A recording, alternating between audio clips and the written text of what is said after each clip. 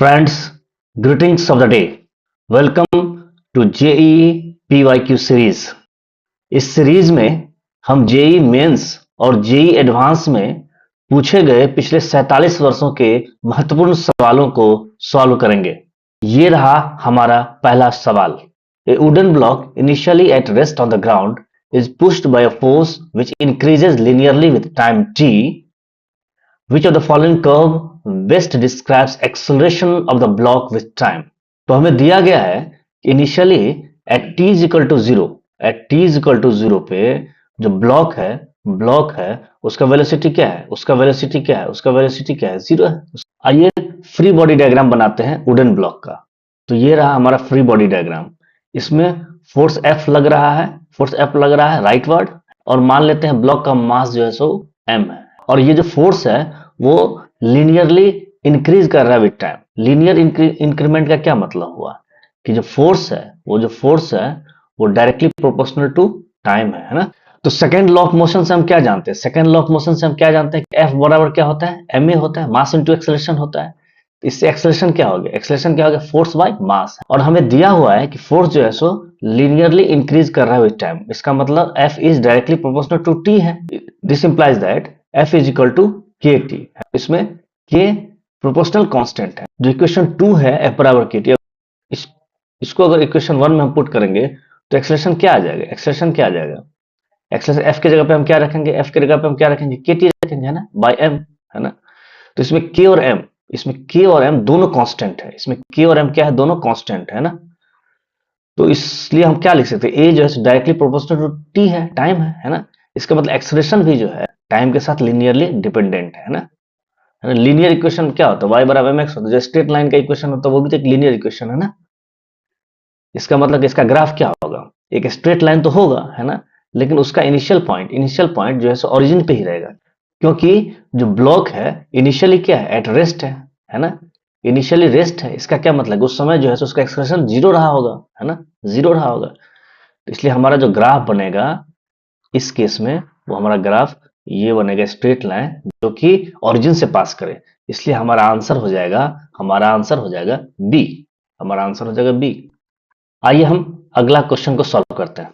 The position vector of a particle related to time t is given by r is equal to 10t i cap plus 15t square j cap plus 7k cap, है ना। जो position vector है वो दिया हुआ है हमें, ठीक। The direction of net force experienced by the particle is. अब हमें निकालना है कि डायरेक्शन क्या होगा नेट फोर्स का जो पार्टिकल एक्सपीरियंस कर रहा है। हमें पोजीशन वेक्टर दिया हुआ है, r vector is equal to 10t i cap plus 15t square j cap plus 7k cap, है ना। तो वेलोसिटी क्या हो जाएगा, पोजीशन वेक्टर का डेरिवेशन हो जाएगा, dr बाई dt हो जाएगा। वो क्या होगा, 10t का डेरिवेशन क्या होगा, 10t का डेरिवेशन अगर टाइम के साथ होगा तो क्या होगा, 10 होगा, है ना। उसी तरह से 15t स्क्वायर का क्या होगा, 15t square 30t j cap हो जाएगा, क्योंकि हम जानते हैं ना कि मान लीजिए x to the power n है ना, x to the power n है। तो इसका derivation d by d x जो है x to the power n का, वो क्या हो जाता है, n into x to the power n minus 1 हो जाता है ना। 10t का क्या हो जाएगा, 10 हो जाएगा, है ना। 15t स्क्वायर का क्या हो जाएगा, 30t हो जाएगा, है ना। फिर एक्सलेशन क्या होगा, वेलोसिटी का डेरिवेशन होगा टाइम के साथ, dv बाई dt बराबर क्या हो जाएगा, 10 i कैप क्या हो जाएगा, क्योंकि 10 कांस्टेंट है तो उसका डेरिवेशन क्या होगा, जीरो होगा, है ना। तो 30t का डेरिवेशन क्या हो जाएगा, 30 हो जाएगा, है ना। इसलिए नेट फोर्स क्या होगा, न्यूटन के सेकंड लॉ से F बराबर क्या होगा, ma होगा। तो F बराबर क्या हो जाएगा, यहाँ पे एक्सेलरेशन क्या है, 30 जे कैप है इंटू m हो जाएगा, है ना। तो 30 m जे कैप हो जाएगा, 30 m जे कैप होगा, है ना। तो इसलिए इसके फोर्स का जो डायरेक्शन है, फोर्स का डायरेक्शन क्या होगा, जे कैप के डायरेक्शन में, है ना, जे कैप के डायरेक्शन में। इसलिए डायरेक्शन ऑफ फोर्स क्या हो जाएगा, पॉजिटिव वाई एक्सिस हो जाएगा, इसलिए इसका आंसर हो जाएगा सी, पॉजिटिव वाई एक्सिस। आइए अगला प्रश्न सॉल्व करते हैं। Three forces F1 is equal to क्या है, 10 न्यूटन, है ना। F2 इज इक्वल टू क्या है, 8 न्यूटन है। F3 क्या है, 6 newton, are acting on a particle of mass 5 kg. The forces F2 and F3 are applied perpendicularly so that the particle remains at rest, है ना। इसका मतलब ये इक्विलिब्रियम फोर्सेस है। If the forces F1 is removed, अगर F1 remove हो जाता है, then the acceleration of the particle is। तो आइए हम इस डायग्राम से इस प्रश्न को सॉल्व करते हैं, है ना। तो हमें दिया हुआ है कि F2 और F3 जो है परपेंडिकुलर है। तो मान लीजिए हम XY प्लेन ले लेते हैं। तो मान लीजिए F2 एक्ट कर रहा है x डायरेक्शन के अलॉन्ग और F3 एक्ट कर रहा है y डायरेक्शन के अलॉन्ग, है ना। तो इसका रिजल्टेंट जो होगा, इसका रिजल्ट जो होगा वो यहां कहीं होगा, वो यहां कहीं होगा, जिसको रिप्रेजेंट कर रहे हैं हम आर वेक्टर से। और जो F1 है वो 10 न्यूटन है, 10 न्यूटन है, वो रिजल्टेंट के जस्ट अपोजिट होगा। F2 F3 का जो रिजल्टेंट होगा उसके जस्ट अपोजिट होगा। तभी तभी तो ये बैलेंस कर पाएगा, तभी तो ये सिस्टम जैसे इक्विलिब्रियम में रहेगा। तो अब कहा जा रहा है कि अगर F1 रिमूव कर दे, एक तो बात हमें समझ में आ गया कि जो रिजल्टेंट का जो मैग्नीट्यूड होगा वो F1 के बराबर होगा। आ गया ना कि जो रिजल्टेंट होगा आर वेक्टर होगा, उसका मैग्नीट्यूड क्या होगा, 10 न्यूटन होगा, 10 न्यूटन होगा, है ना, जो कि मैग्नीट्यूड ऑफ F1 वेक्टर के बराबर होगा। अब ये सॉल्व करते हैं, हमें निकालना क्या है, एक्सलेशन निकालना है। तो मास क्या है, 5 kg दिया हुआ है ना। एक्सलेशन क्या है, न्यूटन के सेकंड लॉ से F वेक्टर बाय m, इसका मतलब क्या हो गया, एक्सलेशन क्या हो जाएगा, 10 न्यूटन। फोर्स कितना हो गया, 10 न्यूटन हो गया, डिवाइडेड बाय 5 kg, है ना। इसलिए एक्सलेशन क्या हो जाएगा, 2 मीटर पर सेकंड स्क्वायर हो जाएगा, है ना। इसलिए हमारा आंसर हो जाएगा C, 2 मीटर पर सेकंड स्क्वायर। ये रहा हमारा अगला प्रश्न। A body of mass 500 gram moves along x axis such that its velocity varies with displacement x according to the relation v is equal to 10 root x metre पर second.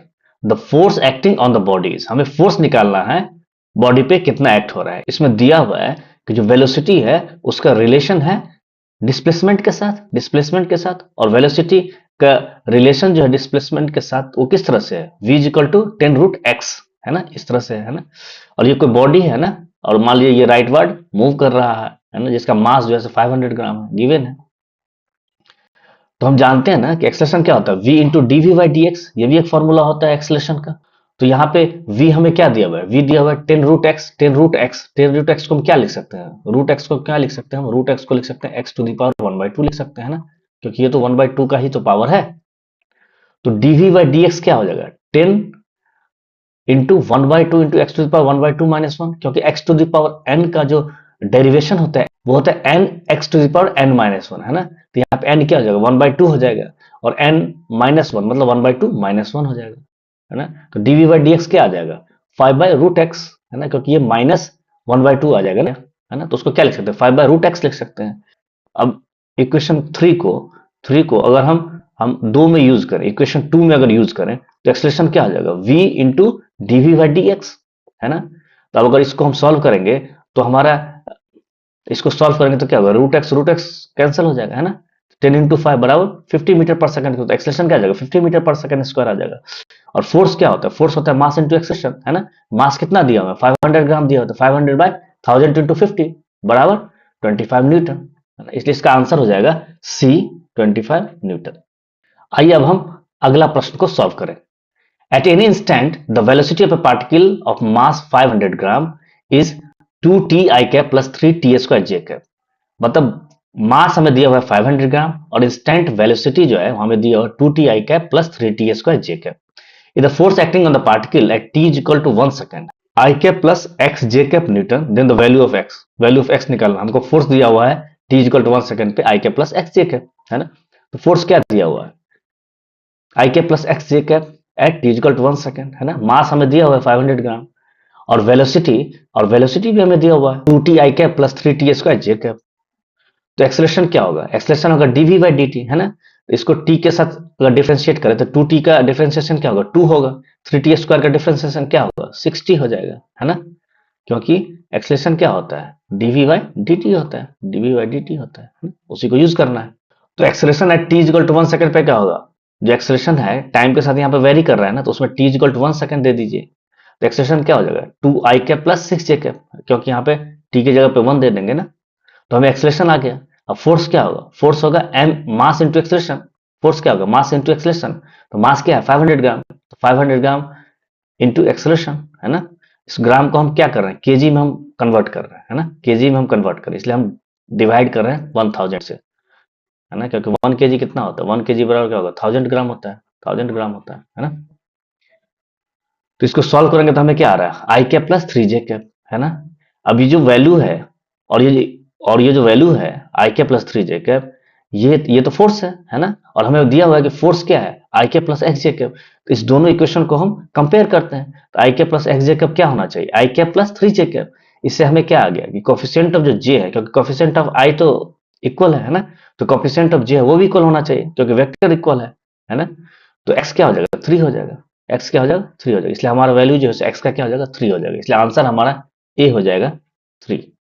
आइए अब हम अगला प्रश्न सॉल्व करते हैं। A particle of mass m, है ना, मास m दिया हुआ, is moving in the xy plane such that its velocity at a point xy is given as v is equal to alpha into yx cap plus 2x y cap, है ना, where alpha is a non-zero constant, है ना, alpha constant है, non zero. What is the force F acting on the particle, हमें force निकालना है ना। तो आइए इस डायग्राम से समझते हैं कि एक्स वाई प्लेन में अगर कोई पार्टिकल P है तो उसके पोजीशन का कोऑर्डिनेट क्या हो जाएगा, एक्स कॉमा वाई हो जाएगा। तो वेलोसिटी हमें दिया हुआ है कि alpha into y x cap plus 2x y cap, है ना। तो एक्सलेशन क्या हो जाएगा, एक्सलेशन क्या हो जाएगा, d v by d t, acceleration क्या हो जाएगा, डीवी बाई डी टी, है ना। मतलब टाइम के साथ हमें डिफरेंशिएट करना है वेलोसिटी को, तो टाइम के साथ डिफरेंशिएट का क्या होगा, अल्फा क्योंकि कांस्टेंट है तो अल्फा ही रहेगा, है ना। और y है तो dy by d t, x का प्लस 2 इंटू एक्स का क्या होगा, dx by d t into y cap. तो अल्फा क्या आ जाएगा, alpha into v y x cap plus 2 v x y cap, क्योंकि dy बाई डी टी क्या आ जाएगा, जो वेलोसिटी होगा वाई कंपोनेंट, जो वेलोसिटी का वाई कंपोनेंट है वो हमें dy बाई डी टी देगा, है ना। उस तो dx बाई डी टी क्या होगा, वेलोसिटी का एक्स कंपोनेंट हमें देगा, है ना। तो ये एक्सलेशन क्या हो जाएगा, अल्फा इंटू वी वाई, यहाँ पे वेलोसिटी का वाई कंपोनेंट क्या हो जाएगा, 2 अल्फा एक्स हो जाएगा, क्योंकि यहाँ अल्फा मल्टीप्लीकेशन में है तो इसको हमें भूलना नहीं है। तो 2 अल्फा एक्स हो जाएगा, तो यहाँ पे वाई कंपोनेंट वेलोसिटी का क्या है, 2 अल्फा एक्स हो जाएगा। उसी तरह से यहाँ पे वी एक्स है ना, तो वी एक्स, तो इसका मतलब है कि एक्स कंपोनेंट वेलोसिटी का क्या है, अल्फा वाई है, अल्फा वाई है, तो यहाँ पे अल्फा वाई लिख देंगे, है ना। तो ए, इसलिए एक्सलेशन क्या हो जाएगा, 2 alpha square x x cap plus 2 alpha square y y cap, है ना। और फोर्स बराबर क्या होता है, मास इंटू एक्सलेशन होता है। तो मास और एक्सलेशन हम यहाँ से इस इक्वेशन से हम एक्सलेशन ले लेंगे, है ना। तो मास इंटू एक्सलेशन, तो मास इंटू यहाँ पे ये, तो यहाँ पे इस इक्वेशन को यहाँ पे पुट करेंगे एक्सलेशन को, उससे हमें एफ क्या हो जाएगा, 2 alpha square m into x x cap plus y y cap, है ना। इसको हम रीअरेंज करेंगे तो एफ क्या हो जाएगा, 2m alpha square into x x cap plus y y cap, है ना। तो हमारा फोर्स जो होगा एक्टिंग ऑन द पार्टिकल वो क्या आ जाएगा, 2m alpha square into x x cap plus y y cap, है ना। अब इसमें कौन सा ऑप्शन हमें मैच कर रहा है इससे, 2m alpha square x x cap plus y y cap, है ना। तो ऑप्शन ए जो है वो करेक्ट ऑप्शन है। मुझे आशा है कि आज का कंसेप्ट आपको समझ में आ गया होगा। धन्यवाद।